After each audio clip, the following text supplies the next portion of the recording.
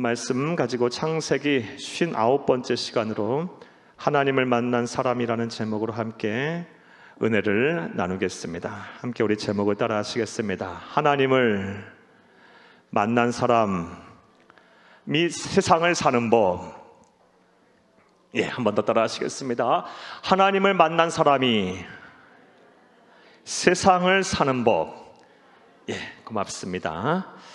지난 시간 우리는 야곱이 에서의 보복을 피하여 그의 아버지의 집인 브엘세바로부터 저 하란까지 약 800km 떨어진 그 하란 땅을 향하여 도피하는 장면을 우리가 보고 은혜를 나눴습니다. 특별히 하란까지 이르는 여정 가운데 베델이라는 곳에서 야곱은 하나님을 만났습니다. 야곱이 외롭고 두렵고 피곤하고 지친 상황 속에서 하늘을 이불 삼고 이 땅을 베개 삼아 돌을 베개 삼아 잠을 잤는데 하나님께서 야곱의 꿈속에 나타나셨습니다. 그리고 환상을 보여주셨습니다. 땅에서부터 하늘에까지 연결된 사닥다리가 나타났고 그 사닥다리에 수많은 천군 천사들이 하나님의 사자들이 오르락 내리락 내리는 그 영광스러운 이 환상을 먼저 보여주셨습니다. 그리고 나서 하나님의 임재가 시작됐고 하나님께서 말씀하셨습니다. 하나님께서 야곱의 꿈에 나타나서 하신 말씀은 크게 두 가지입니다. 먼저 어떤 말씀을 하셨냐? 아브라함의 하나님, 이삭의 하나님, 이제 야곱의 하나님, 너의 하나님이 내가 되겠다라고 그들의 믿음의 조상들에게 함께 하셨던 그 하나님, 그 약속의 말씀을 야곱을 통해서 성취할 것을 하나님께서 언약하셨습니다. 그리고 나서 또 다른 음성은 야곱과 또 다른 새로운 언약을 맺으셨습니다. 야곱과 맺은 새로운 언약은 크게 네 가지입니다. 먼저는 내가 너와 함께 할 것이다 라는 임마누엘의 언약을 맺으셨어요. 그리고 두 번째 언약은 네가 어디를 가든지 네가 어느 땅을 밟든지 내가 너를 지키고 보호할 것이다 라는 이 보호와 인도의 언약을 맺으셨습니다. 그리고 세 번째 언약은 다시 이곳으로 돌아오게 하겠다, 반드시 돌아오게 하겠다, 회복의 언약을 맺으셨어요. 그리고 마지막 언약은 이 약속의 말씀이 다 성취될 때까지 나는 너를 절대로 떠나지 아니할 것이다 는 신실하신 하나님으로서의 그 언약을 야곱과 맺으셨습니다. 이렇게 야곱이 하나님과 새로운 언약을 맺게 되자 야곱은 하나님 앞에 세 가지 서원을 하였습니다. 먼저 첫 번째 서원은 나는 절대로 하나님을 떠나지 아니하겠습니다. 하나님만을 섬기겠습니다. 하나님만을 섬기겠습니다 라는 이 서원을 하였고, 두 번째 서원은 바로 이 베델 이곳이 하나님의 성전이 돼서 이곳에서 예배를 드리겠습니다, 제사를 드리겠습니다 라고 서원을 하였고, 마지막 서원은 10의 1은 하나님의 것이니 반드시 11조를 하나님 앞에 드리겠습니다 라고 야곱이 서원을 하였습니다. 사랑하는 여러분, 그런데 지금 야곱의 상황이 어떠합니까? 앞서 말씀드린 것처럼 야곱은 지금 에서의 칼날을 피해서 어찌 보면 모든 것을 다 잃고 도망자로서의 지금 상황에 놓여 있는 것입니다. 그의 인생에 있어서 가장 힘든 시련 속에 있다고도 볼 수가 있는 것입니다. 이렇게 그의 인생이 가장 힘들고 어려울 때, 그런데 반대로 하나님께서 그를 찾아오셨어요. 그리고 약속하셨어요. 그에게 복을 주셨습니다. 할렐루야. 따라서 우리의 삶이 현재 힘들고 어렵다고 해서 절대로 낙심할 이유가 하나도 없습니다. 성도의 고난, 하나님의 백성이 당하는 어려움은 하나님을 만날 오히려 기회이자 때임을 믿으시기를 간절히 주의 이름으로 축복합니다. 지금 여러분이 고난 속에 계십니까? 지금 여러분이 어려움 속에 계십니까? 그러면 이제 내가 하나님을 만날 때이구나, 하나님이 찾아오시겠구나 라는 확신을 가지고 늘 감사와 기쁨 속에 사시는 여러분 되기를 간절히 주의 이름으로 축복합니다. 야곱이 그 어려운 상황 속에 있을 때 하나님이 찾아오셨어요. 하나님이 찾아오셔서 야곱과 언약을 맺으셨어요. 사랑하는 여러분, 이러한 은혜와 이러한 하나님이 주시는 기쁨이, 이러한 하나님이 주시는 기적이 다 여러분의 것이 되기를 간절히 주의 이름으로 축복합니다. 자, 이제 오늘 본문 말씀을 이제 살펴보겠습니다. 오늘 본문 말씀은 이제 베델에서 이제 하란 땅에 이르렀을 때 일어난 사건입니다. 야곱은 드디어 목적지에 거의 도착을 했습니다. 오늘도 하란 땅에 일어났던 이 야곱에게 일어났던 이 사건을 보면서 한 절 한 절 읽으면서 하나님께서 우리에게 주시는 교훈을 찾겠습니다. 큰 은혜가 되시기를 간절히 주의 이름으로 축복합니다.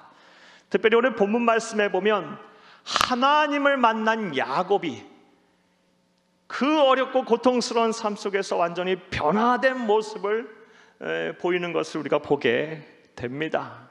하나님을 만난 사람은 반드시 변화된 삶을 살게 돼 있습니다. 그렇다면 야곱은 하나님을 만난 이후에 어떻게 변화됐을까요? 고린도후서 5장 17절 말씀에 보면 그런즉 그리스도 예수와 있는 자에게는 새로운 피조물이라고 말씀하셨어요. 이전 것은 다 지나갔으니 보라 새 것이 되었다고 말씀하셨어요. 완전히 새로운 피조물로 야곱이 거듭났어요. 자, 그렇다면 야곱은 어떻게 하나님을 만난 이후에 변화됐을까요? 또 우리 또한 하나님을 만나게 되면 인생의 시련과 고통 속에서 우리는 어떻게 살게 될까요? 사랑하는 여러분, 먼저 1절에서 6절 말씀을 읽겠습니다. 1절에서 6절입니다. 야곱이 길을 떠나 동방 사람의 땅에 이르러 본즉 들에 우물이 있고 그 곁에 양 세 떼가 누워 있으니 이는 목자들이 그 우물에서 양 떼에게 물을 먹임이라. 큰 돌로 우물 아귀를 덮었다가 3절 모든 떼가 모이면 그들이 우물 아귀에서 돌을 옮기고 그 양 떼에게 물을 먹이고는 우물 아귀 그 자리에 다시 그 돌을 덮더라. 4절 야곱이 그들에게 이르되 내 형제여 어디서 왔느냐? 그들이 이르되 하란에서 왔노라. 5절 야곱이 그들에게 이르되 너희가 나홀의 손자 라반을 아느냐? 그들이 이르되 아노라. 6절 야곱이 그들에게 이르되 그가 평안하냐? 이르되 평안하니라. 그의 딸 라헬이 지금 양을 몰고 오느니라. 아멘. 사랑하는 여러분, 1절에서 6절 가운데 우리가 주의 깊게 봐야 할 것은 본문에 나타난 이 야곱의 심리 상태입니다. 지금 야곱이 어떤 심리로 상태로 이 말씀을 하고 있는지 우리는 주목해 봐야 합니다. 우리 6절 말씀에 보면 야곱이 그들에게 이르되 평안하냐? 라고 묻고 있습니다. 지금 야곱은 굉장히 기뻐하고 있어요. 그리고 감동하고 있어요. 감격해하고 있어요. 흥분해 있어요. 사랑하는 여러분, 그런데 야곱은 기뻐하고 흥분하고 감동할 처지가 못 됩니다. 왜냐하면 말씀드린 대로 그는 도망자의 신분입니다. 과거 그의 삶은 대족장의 아들이었어요. 예. 오늘날로 치면 재벌 3세였어요. 재벌 2세였어요. 그런데 이 시에 그는 모든 것을 잃어버렸고 모든 것을 다 빼앗긴 사람이 되어버렸어요. 도망자 신분이 됐어요. 그는 기뻐하고 감동할 처지가 못 돼요. 하지만 그는 이 하란 땅에서 이 라반의 목자들을 만난 이후 굉장히 기뻐하고 감동하고 있어요. 이런 그의 심리 상태를 통해 우리는 무엇을 알 수 있습니까? 야곱은 하나님을 만난 이후에 그의 인생을 다시 시작할 용기를 얻은 거예요. 다시 시작할 힘을 얻은 거예요. 사랑하는 여러분, 이처럼 하나님을 만난 사람은 인생을 다시 시작할 수가 있습니다. 아무리 삶이 절망스럽고 고통스럽고 앞이 깜깜하게 보이지 않는다 할지라도 하나님을 만나게 되면 다시 시작할 수 있어요. 다시 회복돼서 다시 새롭게 시작할 수 있어요. 야곱은 이렇게 새로워진 것입니다. 그렇다면 어떻게 하나님을 만난 이후 이렇게 야곱이 다시 모든 것을 제쳐두고 내려놓고 다시 시작을 할 수가 있었을까요? 하나님을 만난 이후에 그가 세상을 보는 눈이 달라졌기 때문이에요. 과거 그가 보지 못했던 하나님을 보게 됐고 듣지 못했던 하나님의 음성을 들은 이후 이 세상에서 가장 중요한 것이 무엇이고 가장 소중한 것이 무엇이고 자신의 인생을 어떻게 살아야 하는지 분명한 기준이 선 거예요. 하나님의 말씀 안에서 사는 삶, 하나님이 이끄시는 대로 사는 삶이 얼마나 소중하고 얼마나 가치 있는가를 깨닫게 된 것입니다. 그는 어두운 현실을 보는 사람이 아니라 이제 내일의 소망을 보는 사람이 된 것입니다. 눈이 달라진 거예요. 사랑하는 여러분, 지금 여러분의 삶 다시 한번 여쭤보겠습니다. 힘들고 어려우십니까? 앞이 깜깜합니까? 절망적입니까? 어떤 방법이 보이지 않으십니까? 어디서부터 어디로 어떻게 해결해야 될지 그 방법을 못 찾으시겠습니까? 하나님을 만나시기를 바라요. 간절히 사모하세요. 너는 내게 부르짖으라 내가 내게 응답하겠고 네가 알지 못하는 크고 은밀한 비밀을 내게 보이리라 말씀하신 그 하나님의 말씀에 따라 부르짖어 기도하면서 하나님 나를 만나주세요. 야곱같이 하나님 앞에 매달리세요. 그러면 찾아오실 거예요. 하나님이 찾아오셔서 다시 시작하시게 하실 것입니다. 할렐루야. 하나님을 만난 사람은 어떻게 산다? 어떤 변화된 삶을 산다? 다시 시작할 수가 있습니다. 자, 그런데 29장 1절에서 6절까지 말씀 가운데 우리가 특별히 2절 말씀을 좀 주목해 봐야 할 것 같습니다. 2절 말씀, 1절과 2절 말씀에 또 우리에게 주시는 아주 귀한 은혜, 진리가 있습니다. 우리 1절과 2절 말씀을 함께 읽겠습니다. 야곱이 길을 떠나 동방 사람의 땅에 이르러 본즉 들에 우물이 있고 그 곁에 양새떼가 누워있으니 이는 목자들이 그 우물에서 양떼에게 물을 먹임이라. 큰 돌로 우물 아기를 덮었다가. 아멘. 사랑하는 여러분, 야곱이 길을 떠났어요. 브엘세바에부터 하란까지는 800km나 떨어진 곳이에요.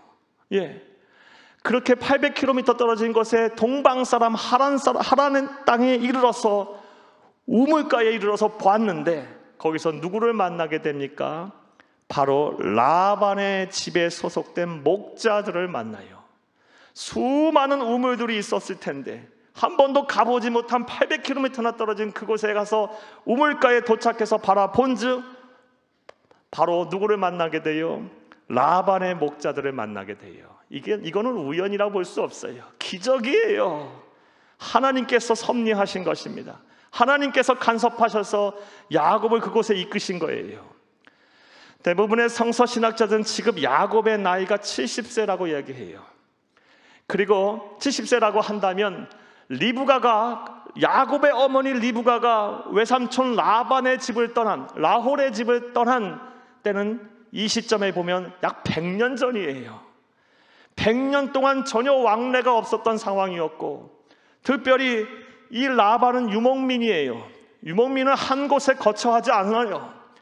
풀과 물을 찾아서 계속 이동하는 사람이에요. 그런데 야곱이 동방 지역에 이르러 하란 땅에 이르러 우물가에 이르러 본즉 바로 누구를 만나게 돼요? 100년 동안 왕래도 없었고 유목민 이곳저곳 옮겨다니는 사람들, 바로 그토록 찾아가고 만나야 할 사람인 라반을, 목자들을 바로 만나게 됩니다. 이것이 하나님의 간섭이 아니면 어떻게 설명이 됩니까? 이를 통해서 우리가 배울 수 있는 교훈이 무엇일까요? 그리스도인에게는 우연이란 없다라는 것입니다.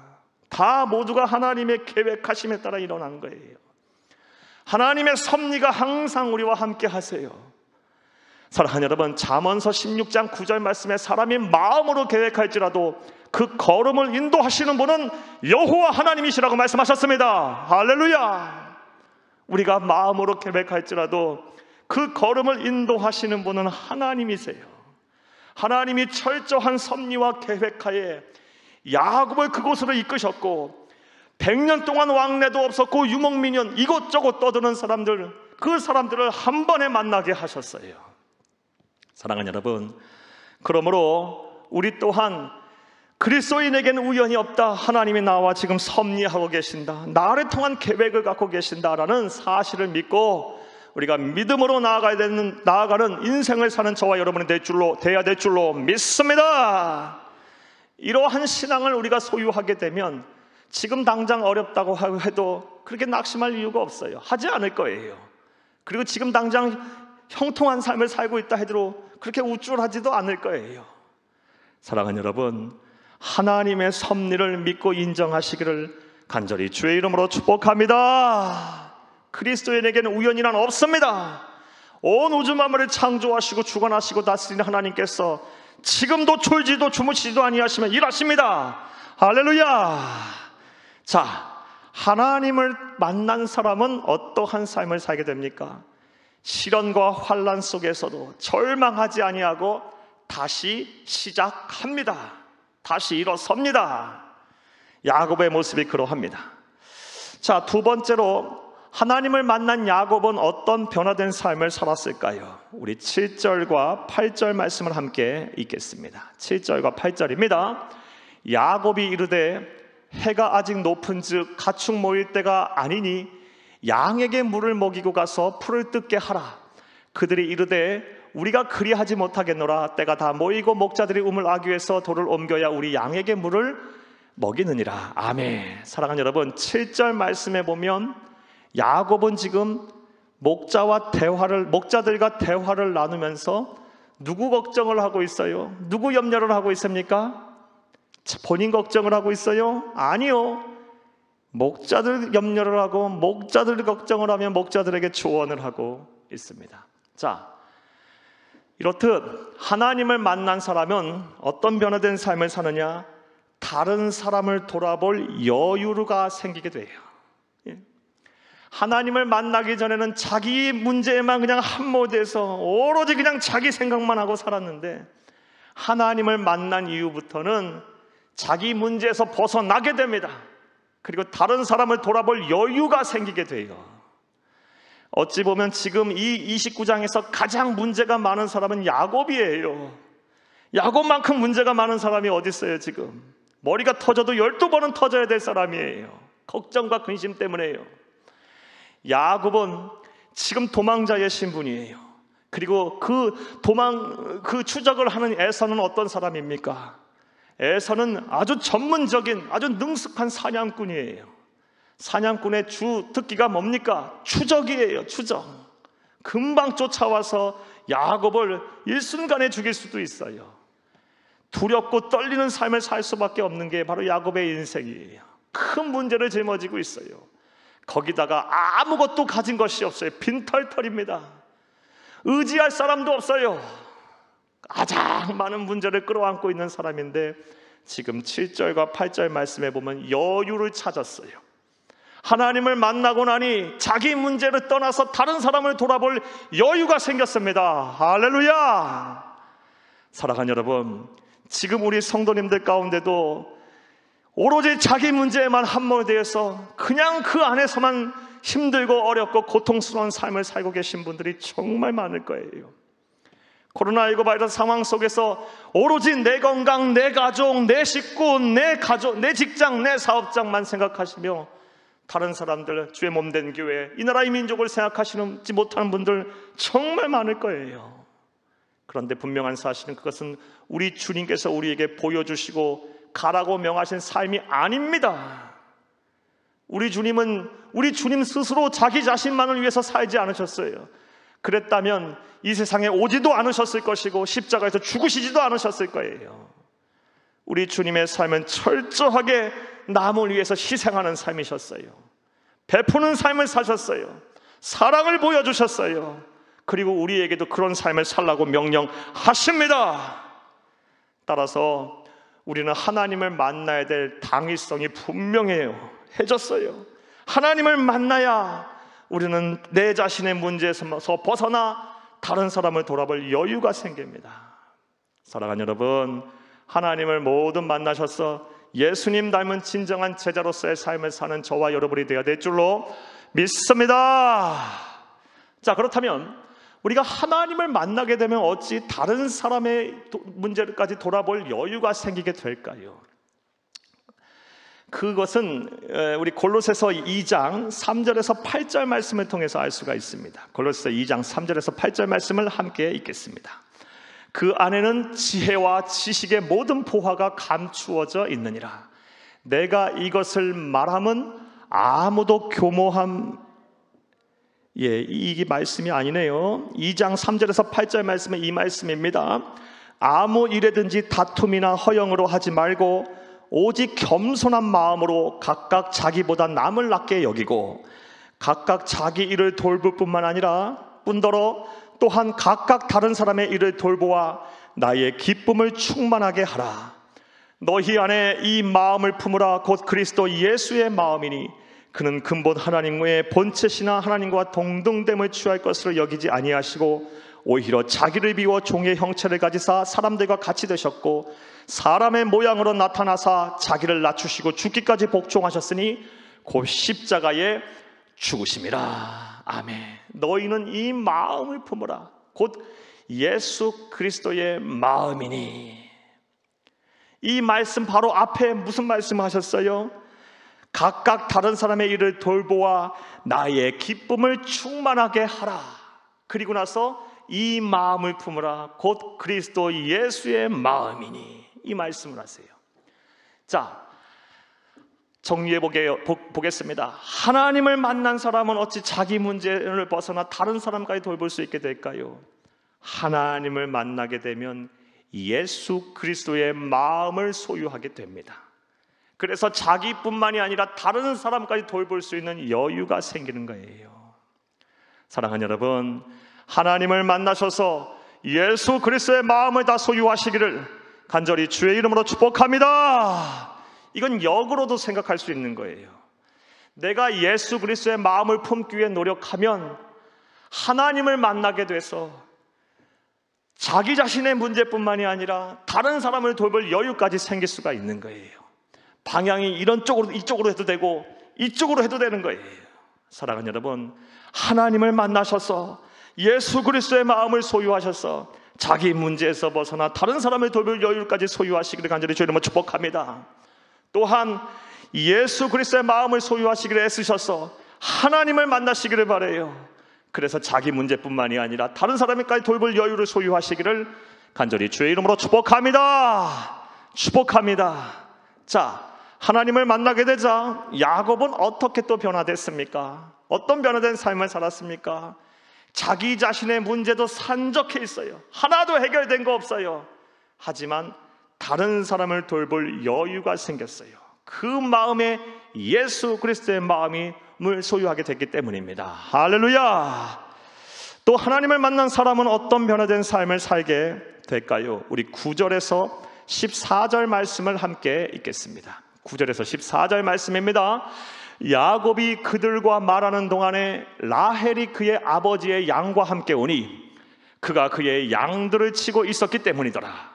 야곱이 그의 외삼촌 라반의 딸 라헬과 그의 외삼촌의 양을 보고 나아가 우물 아귀에서 돌을 옮기고 외삼촌 라반의 양떼에게 물을 먹이고 11절입니다.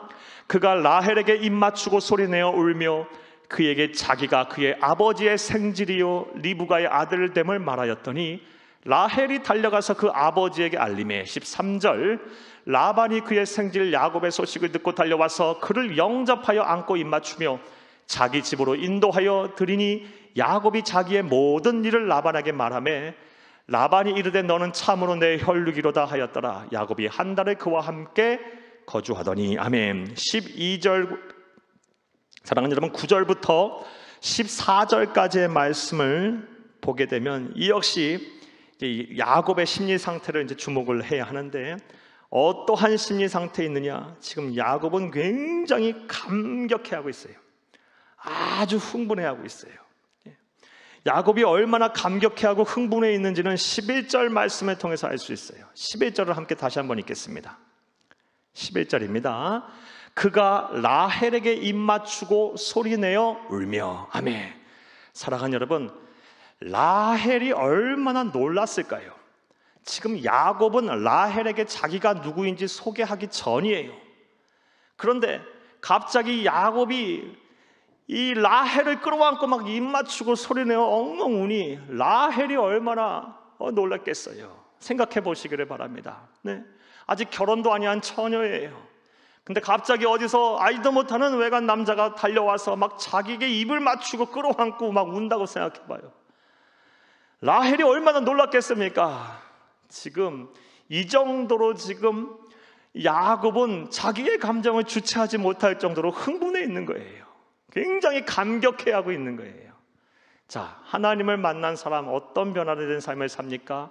삶의 매 순간에 감사하게 되고 감격하게 돼 있어요. 감동 있는 삶을 살아요. 네. 감동해요. 감사하고 막 감격해요. 네.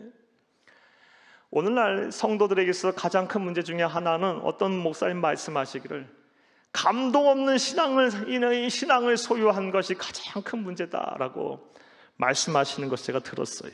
뭐 일리가 있고 공감하는 얘기예요. 신앙생활은 오래 했지만 감동이 없어요. 하나님을 만난 적도 없어요. 기적을 체험한 적도 없어요. 간증거리가 없어요.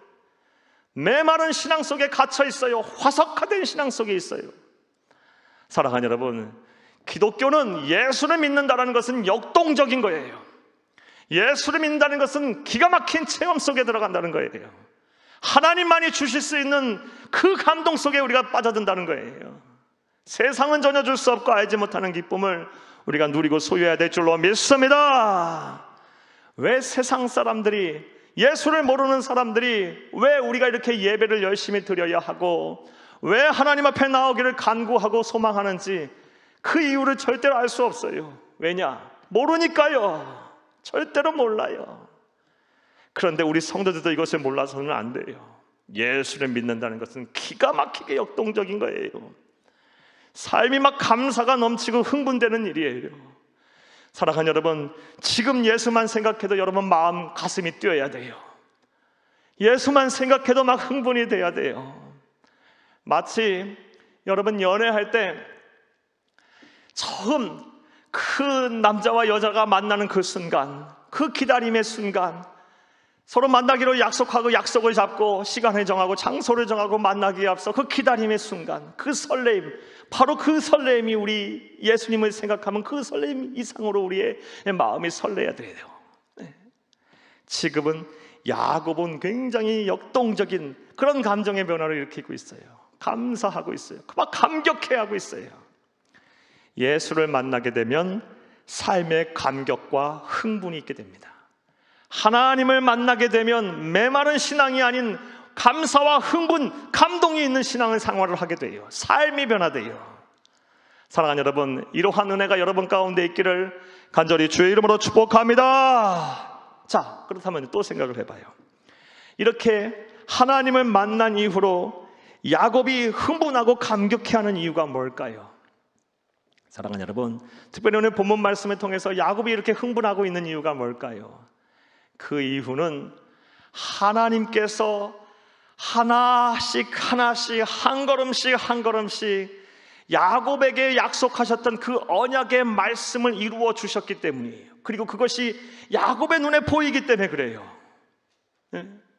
지금 야곱에게 어떤 약속의 말씀을 하셨습니까? 앞서 서두에 말씀드린 것처럼 창세기 28장 15절 말씀에 보면 내가 너와 함께 할 것이고 너를 떠나지 아니할 것이고 너를 인도하고 보호할 거라고 말씀하셨어요. 자, 그 약속을 받자마자, 그리고 시간이 어느 정도 흘러 하란 땅에 이르렀더니 그 많은 오아시스, 그 많은 우물 가운데, 그 많은 사람들 가운데 첫 본즉 바로 라반의 목자들을 만나게 하셨고, 그리고 바로 신부될 사람인 라헬도 만나게 되셨어요. 바로 하나씩 하나님께서 만나게 하시고 보여주시고 체험케 하시니 야곱이 어찌 가만히 있을 수가 있겠습니까? 사랑하는 여러분, 하나님을 만나게 되면 하나님께서는 이렇게 한 걸음 한 걸음 우리와 약속하시고 또 우리가 기도하는 것을 다 이루어 가시는 것이 우리의 눈에, 우리의 피부로, 우리의 삶으로 온전히 보여지고 느껴지고 체험이 되는 것임을 믿으시기를 간절히 주의 이름으로 축복합니다. 그전에는 보이지 않던 것들이 하나님을 만난 이후부터 한 걸음 한 걸음 하나씩 힘이 헤어지던 것들이 더 분명해지고 분명히 보여지고 깨달아지는 순간 어찌 가만히 있을 수가 있겠어요? 감사와 찬송이 막 절로 나오겠죠. 역동적인 신앙인으로서 살지 않을 수가 없을 것이에요. 사랑하는 여러분, 하나님을 만나시기를 간절히 주의 이름으로 축복합니다. 자, 세 번째로 하나님을 만난 야곱은 어떠한 변화된 삶을 살았습니까? 삶의 감격과 흥분이 생겼습니다. 자, 좀 정리를 하고 그 이후의 말씀을 한번 살펴보겠습니다. 하나님을 만난 이후 야곱은 어떤 변화가 일어났습니까? 다시 시작할 수 있게 됐어요. 또 다른 사람을 돌아볼 여유가 생겼어요. 나아가 삶의 감격과 흥분이 생겼습니다. 삶이 이제 역동적으로 변했어요. 하나님의 일하심이 막 보이는 거예요. 하나님의 약속의 성취가 막 보여지는 거예요. 막 너무 기쁜 거예요. 자, 또 야곱은 어떠한 변화된 삶을 살았을까요? 우리 15절에서 18절 말씀을 함께 읽겠습니다. 라반이 야곱에게 이르되 네가 비록 내 생질이나 어찌 그저 내 일을 하겠느냐? 네 품삯을 어떻게 할지 내게 말하라. 16절 라반에게 두 딸이 있으니 언니의 이름은 레아요 아우의 이름은 라헬이라. 17절 레아는 시력이 약하고 라헬은 곱고 아리따우리. 야곱이 라헬을 더 사랑하므로 대답하되 내가 외삼촌의 작은 딸 라헬을 위하여 외삼촌에게 7년을 섬기리이다. 아멘. 사랑하는 여러분, 이 말은 지금 외삼촌 라반과 야곱의 대화입니다. 대화의 주된 내용은 라반이 이제 야곱에게 요청을 한 거예요. 네가 공짜로 일하지 말고 네가 한 달 동안 우리 집에서 거하면서 네가 일하는 것을 보니 너는 정말 내가 놓쳐서는 안 되는 아주 유능한 아주 믿음직한 그런 일꾼이기에 네가 이제 공짜로 일하지 말고 나하고 이제 품삯을 정하자. 그리고 공짜로 일하지 말고 품삯을 정해서 일을 해라 라고 말을 한 거고, 이에 대해서 이 야곱이 품삯으로 무엇을 요구합니까? 돈을 요구한 것도 아니고 재물을 요구한 것도 아니고 그런 것보다 더 큰 것, 무엇을 요구했습니까? 그 이전에 일찍이 아버지 이삭과 어머니 리브가가 그토록 하나님 앞에 기도하고 원했던, 너는 이방 여인과 결혼하지 말고 하나님을 모르는 그런 사람들과 결혼하지 말고 너는 하란 땅에 가서 여호와 하나님을 경외하는 그런 여인과 결혼해야 된다라는 그 약속의 말씀을 마음에 두고 누구를 요구했어요? 라헬을 요구했어요.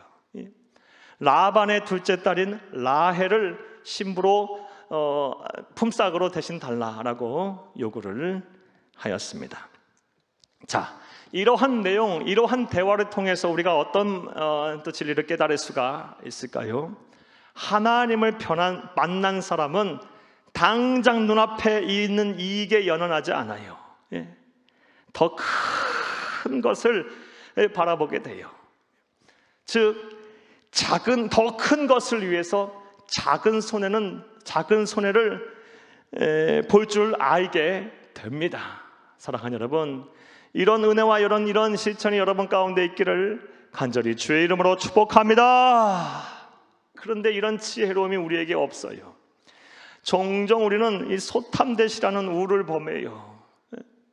작은 것을 취하려다가 큰 것마저 잃어버리는 그런 우를 우리는 종종 범하는 것이 오늘 우리의 모습입니다. 사랑하는 여러분, 여러분들은 어떠십니까? 사랑하는 여러분, 여러분들은 지금 어떤 삶을 살고 계십니까?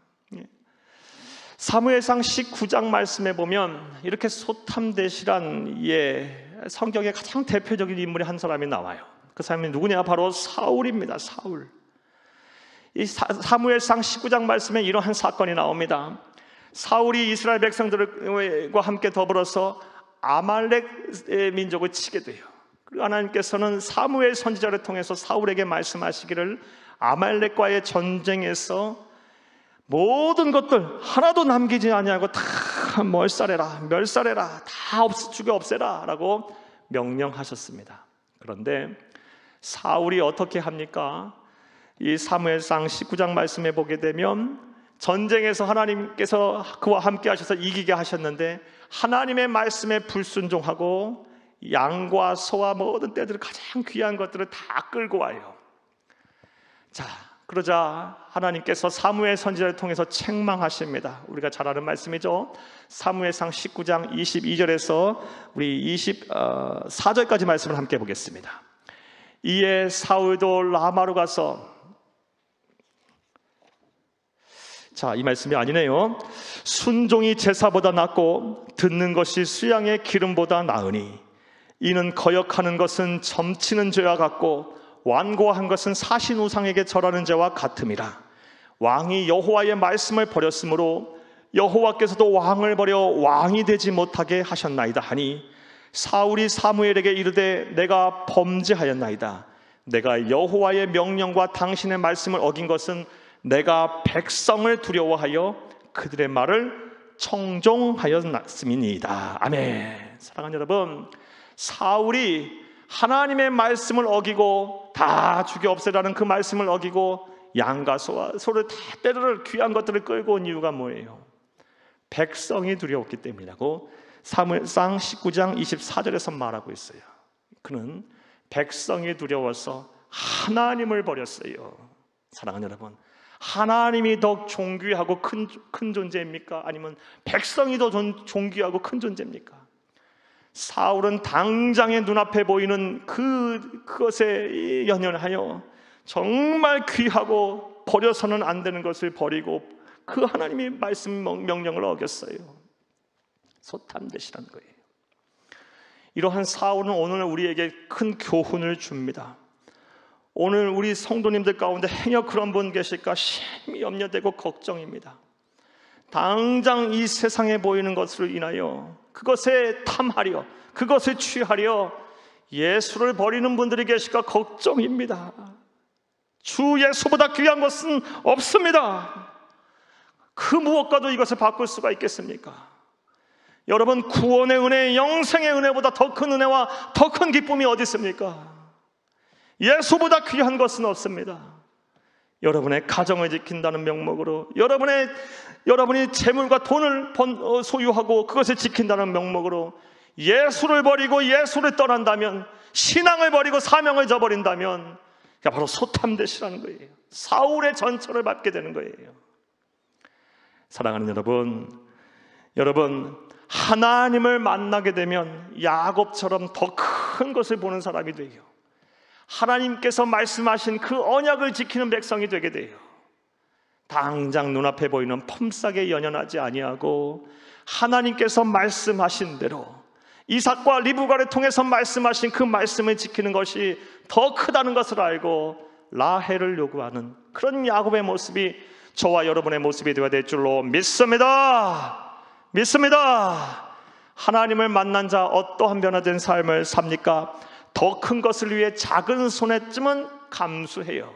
그럴 줄 아는 사람이 됩니다. 자, 또 하나님을 만난 사람은 어떠한 변화된 삶을 살까요? 19절에서 20절 말씀을 함께 읽겠습니다. 라반이 이르되 그를 내게 주는 것이 타인에게 주는 것보다 나으니 나와 함께 있으라. 야곱이 라헬을 위하여 7년 동안 라반을 섬겼으나 그를 사랑하는 까닭에 7년을 며칠같이 여겼더라. 아멘. 7년을 며칠같이 여겼다. 사랑하는 여러분, 7년을 며칠같이 여기는 사람은 어떤 삶을 사는 거예요? 정말 성실하게 산 사람이 바로 이렇게 살 수 있는 거예요. 게으름 피고 하루하루 원망하고 불평하고 왜 내가 이렇게 사는지 맨날 후회하고 매일 낙심하고 막 이런 사람은 단 하루를 살아도 천년같이 지겹게 느낄 거예요. 7년을 며칠같이 사는 사람은 절대 그런 삶 살지 않아요. 하루하루 주어진 삶에 최선을 다해 사는 사람이에요. 아주 성실하게 사는 사람이에요. 자, 하나님을 만난 사람은 어떤 변화된 삶을 삽니까? 현재 주어진 삶에 최선을 다해 삽니다. 그것이 하나님의 은혜임을 알고 내게 주어진 삶에 대해서 만족하며 최선을 다해 살아요. 사랑하는 여러분, 우리보다 야곱은 지금 신분에 엄청난 변화를 겪은 사람이에요. 앞서 말씀드린 대로 야곱은 대족장의 아들이에요. 오늘날로 말하면 대재벌 3세예요. 그런데 일순간 그는 모든 것을 잃었어요. 아무것도 그에게 없어요. 이전에는 그가 말 한마디만 하면 다 해결됐을 거예요. 그가 갖고 싶은 것 말 한마디만 하면 다 소유할 수 있었을 거예요. 하지만 그가 도망자가 되고 그가 빈털터리가 되고 이제 삼촌 라반의 집에 기거하면서 그는 삼촌 라반의 종처럼 7년을 일하게 돼요. 우리가 나중에 보겠지만 무려 20년을 일하게 됩니다. 하루를 7년을 며칠같이 일하게 돼요. 이 야곱이 지난 과거에 얽매여서 내가 이 과거 그런 삶을 살았는데, 내 과거가 화려했는데, 내 과거 왕년에는 그렇게 잘 나갔는데 내 지금 삶이 왜 이 모양이고 왜 이 꼴인가, 이렇게 탄식하고 후회하고 쟁제념하고 절망 속에 살았다면 절대로 이런 삶 살지 못했을 거예요. 사랑하는 여러분, 하나님을 만난 사람은 과거가 어떻는지 연연하지 않아요. 지금 내게 주신 지금 그 순간이 귀하고 지금 내게 주신 이 기회가 존귀하다는 것을 알아요. 하나님이 주셨으니까 감사하면서 하루하루의 삶에 최선을 다하는 사람이 바로 하나님을 만난 사람입니다. 사랑하는 여러분, 여러분 모두가 이런 삶을 사시기를 간절히 주의 이름으로 축복합니다. 이게 바로 성경적인 신앙이에요. 성경적인 신앙. 무엇보다 우리 주님께서 이러한 삶의 모습을 보여주셨어요. 우리 예수 그리스도께서 이 땅에 30년을 우리와 똑같은 그런 고된 인간의 삶을 사셨고 인생을 사셨고 3년의 공생애를 아주 불꽃같이 사셨어요. 3년 동안 얼마나 수고하고 애쓰고 하루하루 최선을 다해 사셨는지, 사랑하는 여러분, 그 3년의 공생애를 통해서 전 인류가 구원을 받았어요. 우리가 이 세상을 어떻게 살아야 되는지 모든 모습을 우리 주님께서 다 보여주셨어요. 완전한 삶을 사셨어요. 구세주로서의 삶을 사셨어요. 하나님으로서의 삶을 사셨습니다. 할렐루야. 하루도 낭비하지 않으셨어요. 만약 우리 하나님이신 예수님께서 지난 과거를 떠올리며 내가 창조주 하나님인데 왜 나를 몰라보고 나에게 이런 모욕과 천대와 멸시를 가하는가, 왜 나를 박해하고 핍박하는가 하며 체념하셨다면 그는 절대로 구세주가 되지 못했을 거예요. 지난 모든 과거를 다 내려놓고 지금 내게 주어진 그 삶에 대해서 만족해하며 하루하루 우리 주님 주가 주신 사명의 길을 온전히 걸어갔기에 우리 하나님께서 우리 예수님을 존귀하게 하셔서 만왕의 왕이 되게 하시고 만유의 구세주가 되게 하셨습니다. 할렐루야. 불꽃 같은 삶, 우리 주님 하루하루 최선을 다하는 성실한 삶을 사셨듯이 우리 그리스도인들 또한 그렇게 살아야 합니다. 사명자는 뒤를 돌아보지 않아요. 사명자는 낙심하지 않아요. 사명자는 환경에 지배받지 않아요. 사람에게 휘둘리지 않습니다. 사랑하는 여러분, 현재 주어진 삶에 만족하며 성실하게 사는 진정한 성도, 하나님을 만난 성도들이 다 되기를 간절히 주의 이름으로 축복합니다. 축복합니다. 자, 이제 정리해 보겠습니다. 하나님을 만난 야곱은, 베델에서 하나님을 만난 야곱은 하란 땅에 이제 이르렀어요. 하란 땅에 이르렀지만 그렇다고 해서 그의 모든 문제가 해결된 것 아니에요. 여전히 도망자고 그는 아무것도 가지지 못한 빈털터리예요. 의지할 바 하나 없는 사람이에요. 자신의 문제 하나 변화된 거 없어요. 하나님께서 이루어 주신 거 하나 없어요. 하지만 하나님을 만난 이후부터 모든 것이 달라졌어요. 그가 이 세상을 보는 안목이 달라졌어요. 가치관이 달라졌어요. 그리고 하나님께서 한 걸음 한 걸음 일하시기 시작합니다. 그는 다시 시작했어요. 하나님을 만난 사람은 다시 시작할 수 있습니다. 다시 시작합니다. 다시 재기합니다. 다시 회복합니다. 계속 주저앉고 있지 않아요. 계속 그런 삶을 살지 않아요. 하나님을 만난 사람은 반드시 다시 일어섭니다. 또 하나님을 만난 사람은 어떤 변화된 삶을 삽니까? 야곱은 자기 문제만에 한몰되지 않았어요. 그 하나님을 만난 이후에 그 심령에 예수님의 마음이 거했기에 자기 문제를 벗어나 다른 사람을 돌볼 여유가 생겼어요. 사랑하는 여러분, 이것이 바로 우리 주님이 걸어가신 삶이고 저와 여러분이 걸어갈 십자가의 길, 사명자의 길임을 믿으시기를 간절히 주의 이름으로 축복합니다. 또 어떤 삶을 삽니까? 삶에 대해서 감격과 흥분이 있어요. 감동적인 삶을 살아요. 역동적인 삶을 살아요. 감사가 넘쳐요. 찬송의 열매가 떨어지지 않아요. 왜냐? 하나님을 만나게 되면 하나님의 일하심이 보여지니까요. 한 걸음 한 걸음 내딛어 가시는, 나와 맺은 언약을 이루어 가시는, 성취해 가시는 하나님을 보게 되는데 어찌 가만히 있을 수가 있겠습니까? 어찌 흥분하지 않을 수가 있겠습니까? 어찌 감사와 찬송하지 않을 수가 있겠습니까? 또 하나님을 만난 사람은 어떤 변화된 삶을 삽니까? 하나님을 만나게 되면 작은 것에 연연하지 않아요. 큰 것을 위해 작은 것을 포기할 줄 알아요. 무엇보다 주 예수보다 귀한 것이 없음을 알며 예수를 위하여 자신의 모든 것을 버릴 줄 알아요. 사랑하는 여러분, 주 예수보다 귀한 것은 없습니다. 구원의 은혜, 영생의 은혜보다 더 큰 은혜는 없습니다. 나아가 하나님을 만난 사람은 어떠한 삶을 삽니까? 현재의 삶에 최선을 다해 살아요. 과거에 연연하지 않아요. 지난 과거를 갖고 후회하고 그에 연연하고 매달려가며 살아가지 않아요. 지금 내게 주어진 하루하루, 한 시간 한 시간, 한 분 한 분, 1분 1초가 하나님이 내게 주신 시간, 하나님이 내게 주신 은혜인데 어찌 감사 안 하며 최선을 다해 살지 않겠습니까? 우리 주님께서 그렇게 사셨어요.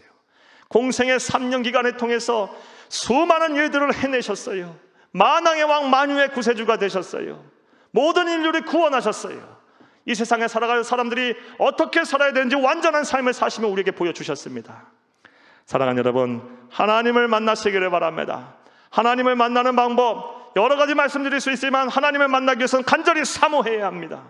주님, 내게도 만나 주시옵소서, 나를 만나 주시옵소서 간절히 사모하시기를 부탁합니다. 그리고 부르짖어 기도하세요. 간절히 매달리며 하나님 앞에 기도하세요. 그러면 여러분을 만나 주실 것입니다. 이런 은혜와 기쁨이 여러분 가운데 임하기를 간절히 주의 이름으로 축복합니다. 축복합니다.